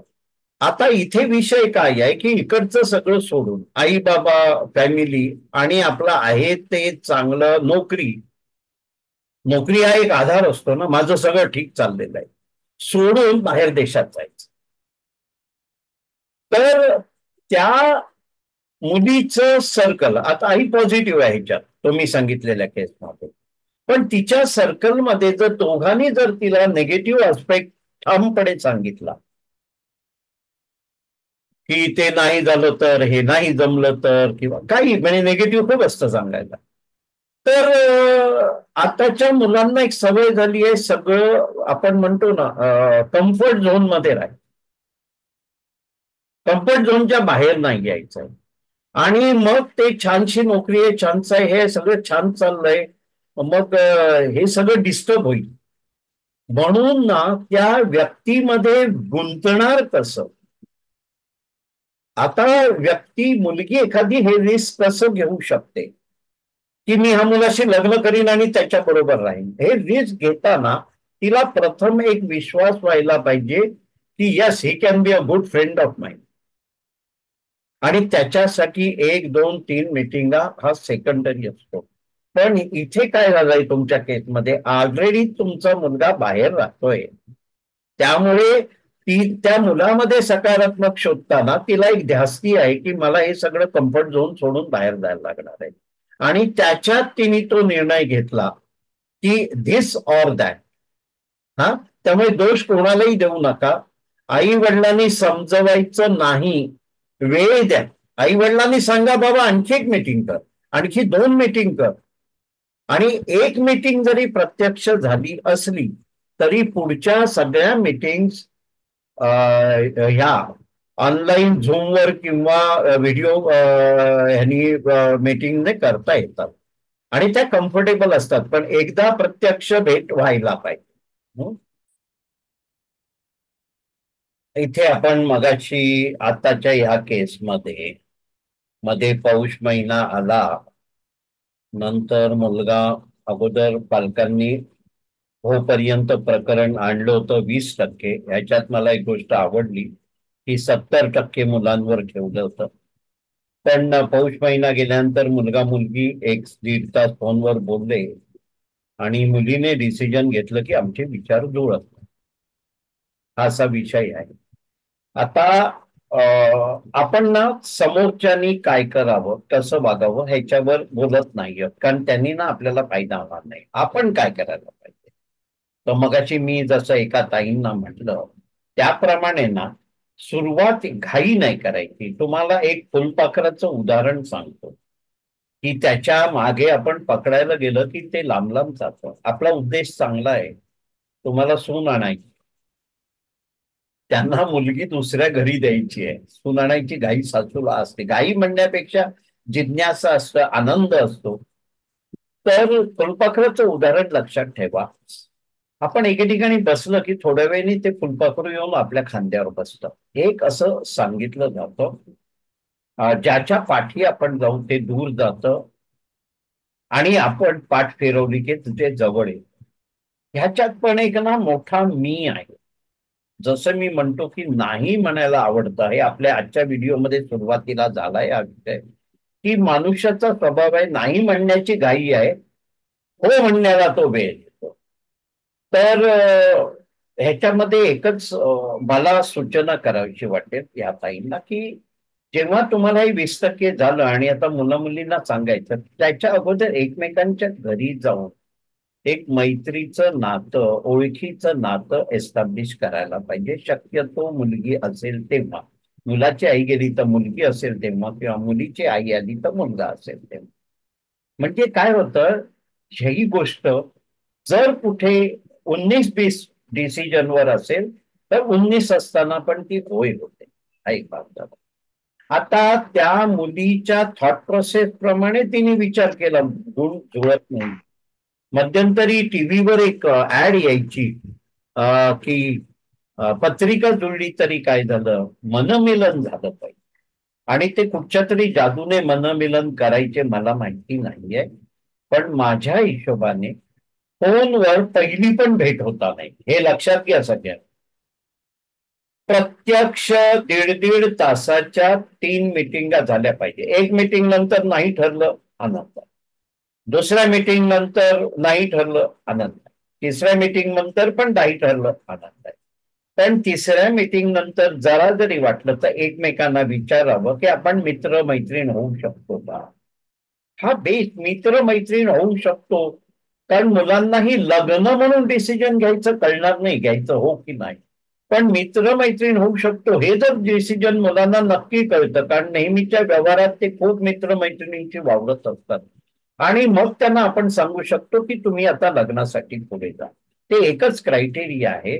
पण फोनवर फोनवर होऊच शकत नाही. आम्ही एकमेकांचा चेहऱ्यावरची रिॲक्शन, ह्या आमच्या मुलांना काय वाटतं. मी मगाशी एका ताईंना सांगितलं, मुलगा बाहेर देशात होता, की एकदा तरी प्रत्यक्ष भेट झाली ना की ती पर्सनॅलिटी समोर राहते. नुसतं व्हिडिओ कॉन्फरन्सिंगने पर्सनॅलिटी येत नाही समोर. हा सगळ्यात महत्वाचा भाग आहे. ह्याचं एक उदाहरण सांगेन. मी बँकेत होतो तेव्हा एक 50,000चा फ्रॉड झाला होता. आणि विचारलं त्यांनी की कोण व्यक्ती कंपनीची आली होती बँकेत. तर मी सांगितलं की अशी अशी व्यक्ती होती, फार जाडी नव्हती, असा चेहरा होता, असं होतं. आणि त्यांनी 50 लोकांना उभं केलं. त्याच्यात एका व्यक्तीकडे बोट करून मी सांगितलं ही व्यक्ती. तर मला म्हणाले तुम्ही सडपातळ होती व्यक्ती म्हणून सांगितलं, आणि हा तर गोलम टोल आहे. कारण बँकेच्या काउंटर मधून मनुष्य किती दिसतो, हा खांद्याचा थोडासा भाग आणि वरचा चेहरा. पण मला त्या चेहऱ्यावरून वाटलं की हा मनुष्य सडपातळ असू शकतो. तर एवढा फरक पडतो व्हिडिओ कॉन्फरन्सिंग आणि प्रत्यक्ष भेटीमध्ये. आपले एकमेकांना जुळणारे काही रहनचलन मधले विषय असतील तर हा फार महत्वाचा मुद्दा आहे. तर या बाबतीत मी म्हणेन आपण आग्रह करायचा नाही. जर अशा छोट्या विचाराची मुलगी असेल तर जी पूर्ण विचार न करता नाही म्हणून सांगू शकते, आणखी पण एक काही कारण असू शकतं अदृश्य जे तिच्याही आईवडिलांना माहिती नाही, आणि त्या विषयामध्ये आपण देवाचे आभार मानायचे की देवा जे होतंय ते बऱ्यासाठी, आणि पुढल्या वेळेला शक्य असेल 20% आता त्यांनी म्हटल्याप्रमाणे झाल्यानंतर एकमेकांच्या घरी जायचं, मुलाची आई गेली तर मुलगी बघायची, मुलीची आई गेली तर मुलगा बघायचा, आणि म्हणजे थोडं बॉन्डिंग वाढतं आणि आपल्याला पण अंदाज येतो बऱ्या काही केसमध्ये. प्रत्येकाच्या बाबतीत असं धरू नका, पण हे प्रमाण 1% पण नसणार आहे की पालक अनभिज्ञ असतात आपल्या मुलाच्या बाबतीत किंवा मुलीच्या बाबतीत. आता परत पाऊस घेतोय. आताच मी जे वधूवर मेळावा एक पिकनिक स्वरूपात व्हावा असं जेव्हा आला विषय, तर तेव्हा त्या ह्याचं कौतुक केलं दोघांनी आताच्या मीटिंगमध्ये. पण काय होतंय, आम्हाला एक प्रश्न राहतो नेहमी की मुलं मुली रविवार असून मेळाव्यासाठी नोंदणी का करत नाही. आमचे मेळावे हे मुलगा मुलगी प्रत्यक्ष असावं असं आहे. का करत नाही म्हणजे 100 पैकी 95नी करावी ही इच्छा नाहीये, पण 60-70 लोकांनी तरी करावं. कारण आपल्यासाठी जे देवानी एक स्थळ ठेवून दिलेलं आहे ते कुठे आणि कोणत्या रूपात आपल्या समोर येणार आहे हे आपल्याला माहिती नाही. पण ते स्थळ मिळण्यासाठी माहितीये ना, पूर्वी एखादी वस्तू घरात लपवून ठेवायची आणि ती शोधायची. माझ्या मते होम मिनिस्टर मध्ये पण हे गेम होते. तर त्यामुळे प्रत्येक खोलीत जाऊन ते शोधायला लागतं ना. तसं आहे की आपले प्रयत्न चालू ठेवायचे. सर्व जिथे नोंदणी केली आहे तिथे जाऊन तिकडची नोंदणी मधून मधून बघायची. जास्तीत जास्त ठिकाणी नोंदणी करायची. आणि असं समजा एक डोंबिवलीला नोंदणी केली म्हणजे सगळी डोंबिवलीची स्थळं असतात असं नाही. कदाचित डोंबिवलीची स्थळं 20 किंवा 25% असतील, बाकी सगळी स्थळं बाहेरची असतात. तर त्याचा आढावा घ्यायचा, वेध घ्यायचा. म्हणजे काय होईल, हे जर प्रत्येकाने केलं तर एकमेकांना कॉल येण्याचं प्रमाण वाढेल. मी नोंदणी करून आलो, दुसरा नोंदणी करून गेला आणि वाट बघत राहिला, पण तिकडचे जाऊन नोंदणी कोणीच बघितल्या जर नाही तर कॉल कसा येणार. असं आहे ते. टू वे ट्रॅफिक आहे. कमीत कमी एक वन वे आपल्याला पुरा करायला पाहिजे. तसं आपल्या सांगण्यावरून कोणी करतील तर. आणि जिथे जिथे चान्स आहे, मेळावा आहे, बरेचसे मुलगे मुली आहेत, पालकांना सांगतात मी नाही जाणार मेळाव्याला, तुम्हाला जाऊन काय करायचंय ते करा. आणि आम्ही पालकांना नको सांगतो, आमच्या मेळाव्यात आम्ही त्याला थेट भेट म्हणतो. त्या म्हणतो मुलगा आणि मुलगीच पाहिजेत, पालक नकोय. तर हा एक मोठा क्लॅश आहे. क्लॅश म्हणजे क्लेश नाही, हे लक्षात घ्या. कधी कधी पटकन प्रतिशब्द मराठी येत नाही. तर सगळ्यांनी आपण मेहनत करूया. आम्ही सदैव सक्रिय तुमच्या बरोबर आहे. माझा नंबर आहे 9322511319. परत सांगतो, माझ्या मते पेन घेण्यासाठी धावल्या होत्या. 9322511319. हा, व्हॉट्सअप पाठवलं तरी चालेल, फोन केला तरी चालेल. मी 14 तास काही ना काही कामात अडकलेला असतो, पण मला फोन येऊन बाधा होत नाही.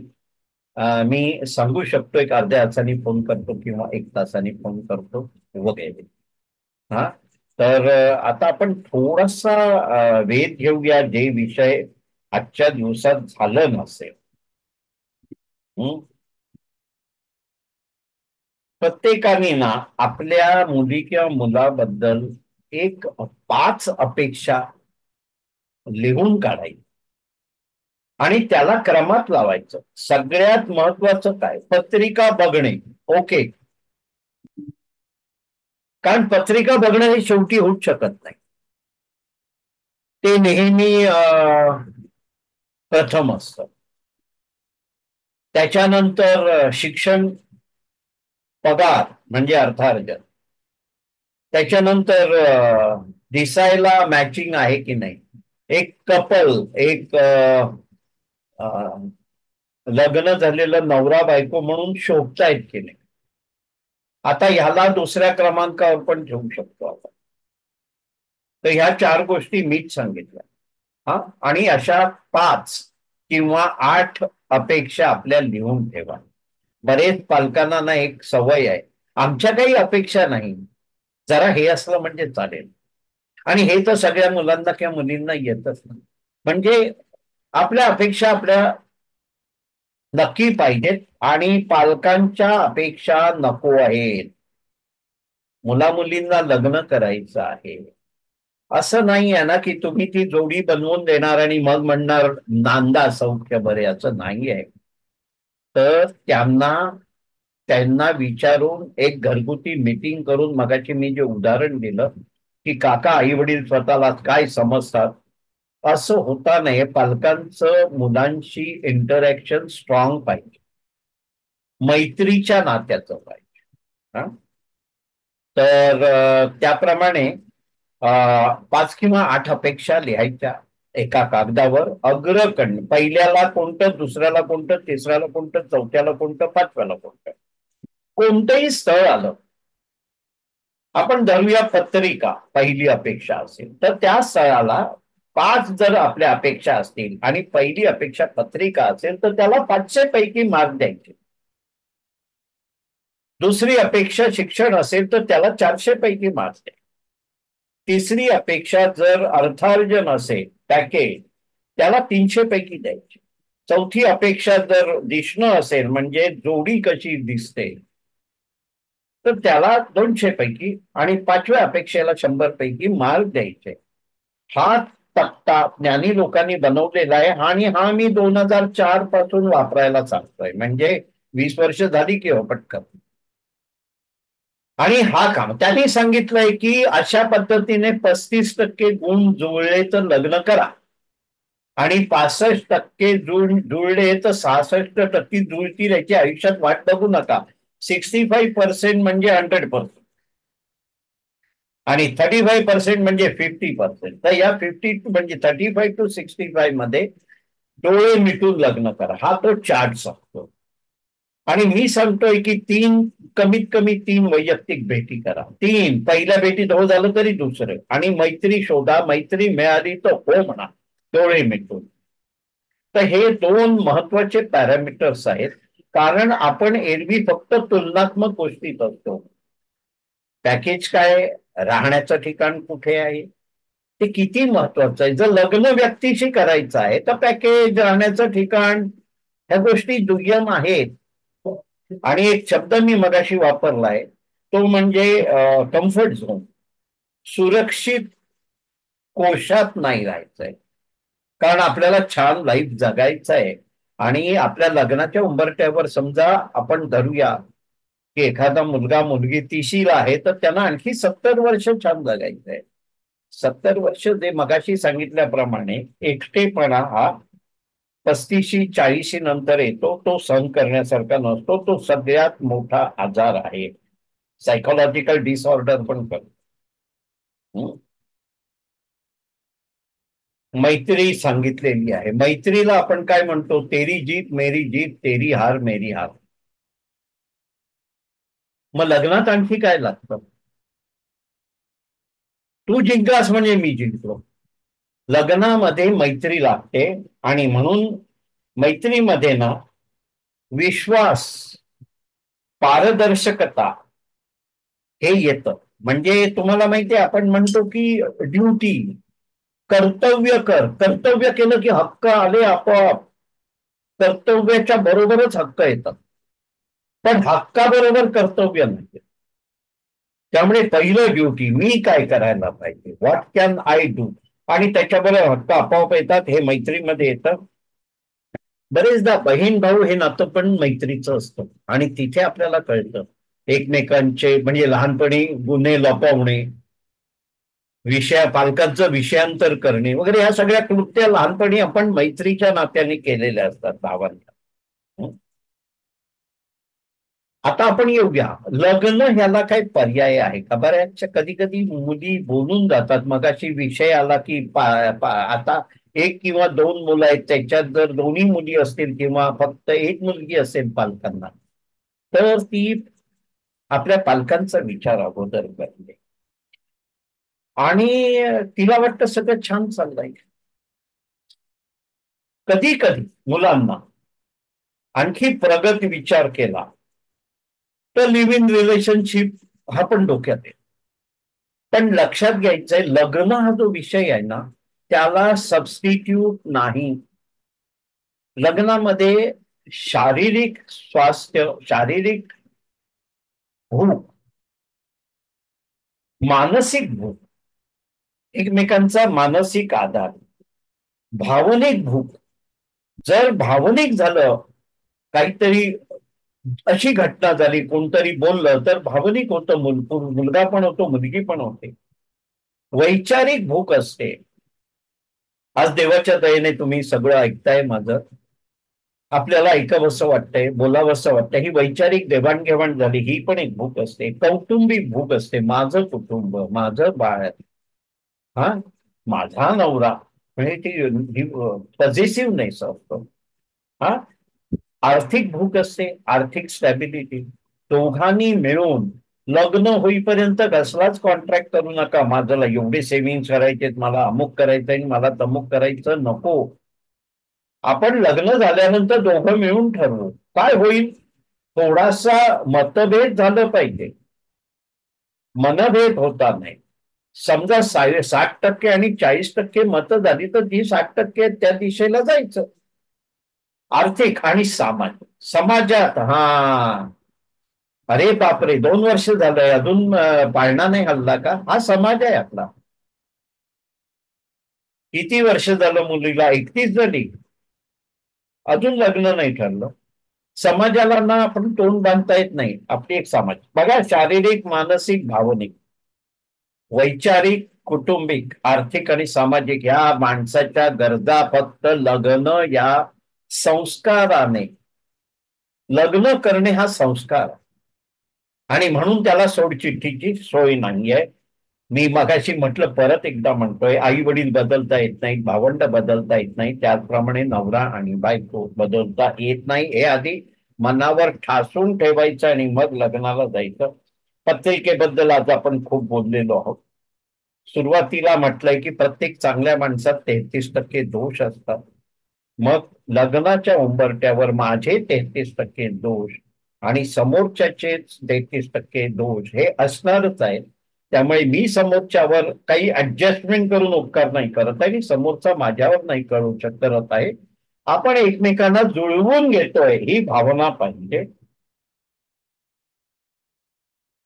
प्राथमिकता, प्रायोरिटी ही महत्वाची. मगाशी आपण करिअर शब्द छेडला आहे, त्याच्या अगोदर हे महत्वाचं आहे. मुलासाठी आपली शेवटी लग्न संस्कार, लग्न कुटुंब ह्या विषयात आपण जाणार आहोत.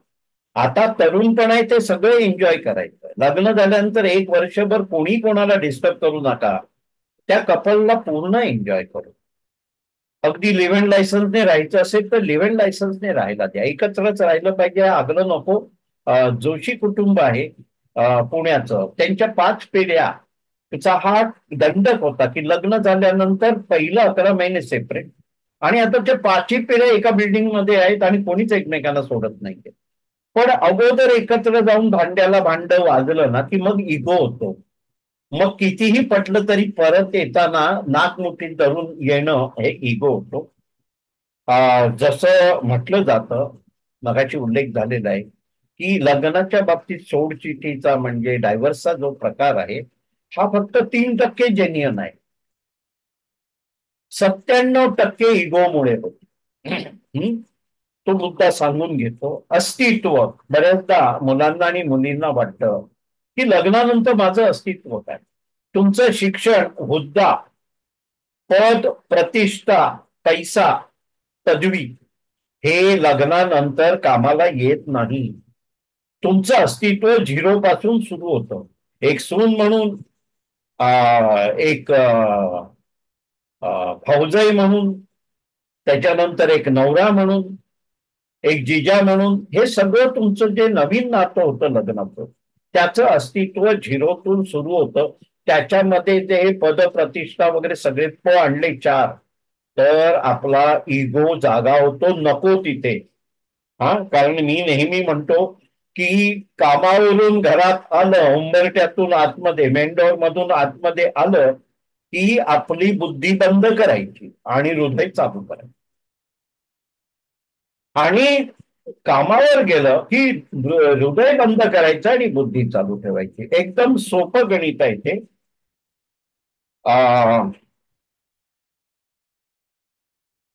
ज्या काही अपेक्षा असतात मगाशी आल्या की मुलीचे आई बाबांचा सांभाळ कर वगैरे, हे लग्न म्हणजे ना कुठचाही कॉन्ट्रॅक्ट नाही आहे, पार्टनरशिप नाही आहे, अग्रीमेंट नाही आहे. हा एक प्रेमाचा सौदा आहे जो मैत्रीतून शोधायचा आहे. ऑनलाईन मीटिंग मध्ये आहे ना, ऑनलाईन मीटिंग मध्ये आहे. तो प्रेमाचा सौदा आपल्याला शोधायचा आहे. हं? तर आपोआप आपण जे आपल्या मुलींना संस्कार दिलेले आहेत किंवा मुलांना संस्कार दिलेले आहेत ते संस्कार कामाला येणार आहेत. मग ते सासू सासरे वेगळे नाहीत आणि आई वडील वेगळे नाहीत. आणि त्याच्यासाठी काही अगोदर बोलून घ्यायची गरज नाही. हे लग्नाच्या अगोदर ठरवलं म्हणजे ते नंतर पाळलंच जातं असं नाहीये. आणि लग्नानंतर ठरवता येत नाही अशी कोणतीच गोष्ट ह्या जगात नाहीये. त्यामुळे आपण ते पुढच्या विषयाला येतो. Love marriage, propose marriage. कधी कधी पालक गमतीत सांगतात मुलांना, अरे तुझं तूच बघून घे ना, आम्हाला हा विषय कशाला. एक लक्षात घ्या, लव्ह मॅरेज दोन प्रकारचे असतात. आपल्याला आश्चर्य वाटतं, अरे लव्ह मॅरेज आहे म्हणून ते सक्सेस नाही झालं, आणि हे लव्ह मॅरेज इतकं कसं सक्सेस झालं. तर लव्ह मॅरेजचे दोन प्रकार एक्स्ट्रीम आहेत. जे 4-4, 5-5 वर्ष मैत्री करून लव्ह मॅरेज करतात. मैत्री शब्द आहे. बऱ्याचशा मुलांची फी पण मुलींनी भरलेली आहे कर्ज काढून. अशा प्रकारची जी लव्ह मॅरेज आहे 5 वर्ष 7 वर्ष, ती आयुष्यभर टिकतात, मैत्रीमुळे टिकतात. म्हणून मैत्री शब्द महत्वाचा आहे. आणि काही लव्ह मॅरेज ही आकर्षणापोटी होतं, की बाबा हँडसम आहे, गाडी घोडा आहे, मुलगी सुंदर आहे, कळलं की नाही, बोलण्यात रुबाब आहे, हेअरस्टाईल छान आहे. हे अट्रॅक्शन, आकर्षण झालं. आणि आकर्षणातून जे लग्न होतात, लव्ह मॅरेज, ती टिकत नाही. कारण हा आकर्षणाचा भाग दिसणारा 5% पण नसतो त्या व्यक्तिमान, आणि बाकीचे 95% व्यक्तिमत्व असतं ते आपल्याला माहिती नसतं. आणि ते माहितीच नसतं आणि त्याची कधी दखल घेतलेली नाही. आणि त्यामुळे ते, जी व्यक्ती आकर्षणातून प्रेमविवाह करू शकते त्याला एवढी, वाईट शब्द वापरतोय पण एवढी बुद्धी असणार नाही ना पूर्ण व्यक्ती जाणून घेण्याची. नाहीतर आकर्षणापोटी लव्ह मॅरेज करण्याची इच्छा झाली नसते. हा, तर पालकांनी कृपया आपल्या मुलांना सांगू नका तुझं तू बघितलं असतं तर बरं झालं असतं. आपल्याकडे वयात किती फरक असावा. 25व्या वर्षाला एका मुलीचा मेंदू आणि मुलाचा मेंदूचं वजन केलं तर आपलं मेडिकल सायन्स सांगतं की 400 ग्रॅमने मुलीचं वजन जास्त, मुलीच्या मेंदूचं वजन जास्त. कारण पुरुषाला जन्मजात म्हणजे अश्मयुगापासून, आपल्या उत्पत्तीपासून दोनच कामं दिलेली आहेत देवाने, की संरक्षण करणे आणि अर्थार्जन करणे म्हणजे शिकार करून. आणि मुलीला सगळीच कामं दिलेली आहेत. मुलांना जन्म देणं, त्यांचं पोषण करणं, त्यांचं शिक्षण बघणं, घरातलं मटेरियल मॅनेजमेंट, धान्य संपलंय का, पाण्याची व्यवस्था. त्यामुळे मुलगी किंवा स्त्री ही मल्टीटास्किंग आहे. म्हणून मगाशी मी एक शब्द वापरला की 13 वर्षाची मुलगी आपल्या पालकांची आई बनू शकते आणि जबाबदारी घेऊ शकते. हा, तर त्यामुळे सायन्स सांगतं 5 वर्षांचा फरक असेल तर तुमची थॉट प्रोसेस इक्वल आहे. पण आपण पुरुष प्रधान संस्था आहोत. आपण, समाज आपला पुरुष प्रधान आहे, मेल ओरिएंटेड. त्यामुळे वेदांमध्ये सांगितलंय 6 ते 8 वर्ष फरक असावा. आता मुलांना काय वाटतं की सारखं वय असेल तर आमचे विचार जुळतील. तसं नाहीये लग्न व्यवस्थेमध्ये. नाहीतर हरकत नाही, जसं ह्यांनी सांगितलंय उपाध्येने, की तुम्ही लग्न करा आणि नंतर गुणदोष समजून घ्या आणि जुळवून घ्या. जर कमी वयात फरक कमी असेल तर एकमेकांशी जुळवून घेण्याची क्षमता आपली वाढवायला पाहिजे. त्याच्यानंतर करिअर हा विषयावर आपण मगाशी बोललोय. 9 ते 5 ड्युटी करणं ह्याला करिअर म्हणू नका. आपली मुलं मुली सांगतात मला अजून स्टेबल व्हायचंय. हा, स्टेबल हा शब्द नाही आहे. जेव्हा तुमचं लग्न होईल आणि एखाद्या मैत्रीपूर्ण व्यक्तीशी होईल, मुलगा असून दे किंवा मुलगी असून दे, तर तुम्ही स्टेबल झालात ना. तुम्ही दोन आईचे उई होता. आय म्हणजे इलनेस, उई म्हणजे वेलनेस. जेव्हा उई होता तेव्हा ताकद डबल होते. त्यामुळे आणखी स्टेबल काय व्हायचंय, जेव्हा पालक सांगतात तेव्हा आणखी स्टेबल व्हायचंय किंवा करिअर करायचं. करिअर करायचं म्हणजे मला कधी कधी कळत नाही की आजच सकाळी एक व्यक्ती बघितली, लग्न झाल्यानंतर गावाकडे राहून बीएड केलंय आणि आता ती मास्टर्स करणार. आधीची बीकॉम आहे, शाळेची नोकरी करते. तर करिअर हा काय आणखी असा वेगळा विषय नाहीये. लग्नानंतरचे आपले अस्तित्व मी मगाशी सांगितलं. तर सगळ्या ठिकाणी जास्ती ठिकाणी नोंदणी करा. तिथे फॉलोअप करा आणि तिकडच्या स्थळांना आपण अप्रोच करा. हा एक भाग झाला. त्याचप्रमाणे हे जर वाढलं असं प्रमाण, प्रत्येक जण जर आपण नोंदणी करण्याच्या ठिकाणी गेलो आणि तिकडच्या स्थळांना आपण कॉन्टॅक्ट केला तर तिकडे येणारे लोक आपल्याला कॉन्टॅक्ट करणार आहे आणि हा टू वे ट्रॅफिक चालेल. आणि हा दोघेही जर गेले नाहीयेत, म्हणजे सगळेच जण जर नोंदणी करून गप्प बसले तर हा टू वे ट्रॅफिक बंद राहणार आहे. रस्ता मोकळा असला तरी नोंदणी करा, एक वही करा, त्याच्यात सगळ्या आलेल्या स्थळांची नोंद करा. मगाशी मी सांगितल्याप्रमाणे त्याच्यात मार्क द्या आणि एक गाठ अशी बांधा की माझ्या मुलीसाठी एक चांगला मुलगा शोधायचा आहे आणि माझ्या मुलासाठी एक चांगली मुलगी शोधायची आहे. हा चांगला शब्द आहे, सुटेबल हा शब्द आहे, याला कोणतंही सर्टिफिकेट नाही आहे. ते सर्टिफिकेट म्हणजे आपल्या 3-4 ज्या दोघांच्या एकमेकांच्या भेटी होतील आणि त्याच्यातून जर मैत्रीचा शोध लागला तर करण्याचं लग्न. म्हणजे हा जो चांगला सुयोग्य साथीदार हा जो शब्द आहे तो आपल्या शिक्षणात नाहीये, आपल्या पॅकेजमध्ये नाहीये, आपल्या दिसण्यात नाही आहे. लक्षात घ्या. हा, आणि मगाशी एकाने छान प्रश्न विचारला, हा षडाक्षर योग काय आहे वगैरे. ते आपण सगळेजण कल्पातले आहोत तरी आपण आपलं रास, लग्न रास आणि नक्षत्र ह्या 3 ह्यांनी एकमेकांपासून वेगळे आहोत. त्याच्यात मगाशी म्हटल्याप्रमाणे 4 तत्वाच्या राशी आहेत, जलतत्व, वायू तत्व, अग्नितत्व आणि पृथ्वी तत्व. तर थोडासा पत्रिकेचा आधार घ्या, पण पत्रिकेच्या आहारी जाऊ नका. आणि तो आधार किती घ्यायचा आपल्या संभाषणात आज आलेला आहे. आणि हा मी 2004 पासून तो तक्ता बघतोय, पण 2002 पासून हा विषय मी राबवतोय. असंख्य मुलामुलींची प्रत्यक्ष पण राबवलंय. तर हा सिद्ध पद्धती अशी धरायला हरकत नाहीये. आणि त्यातून कोणाला काही संशय संदेह असला तर मगाशी मी नंबर दिलेला आहे, त्याच्यावर व्हॉट्सअप करा.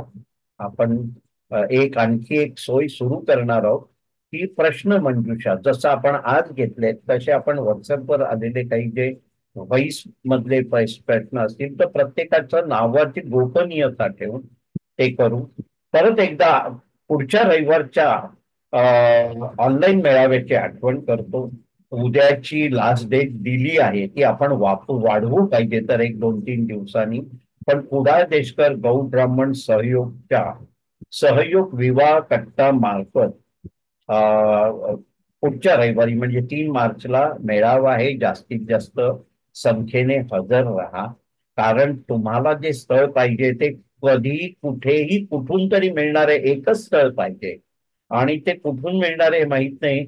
वरच्यानी जरी त्याच्या गाठी बांधलेल्या असतील तर ती गाठ कोणत्या मेळाव्यात बांधली आहे आपल्याला माहिती नाहीये.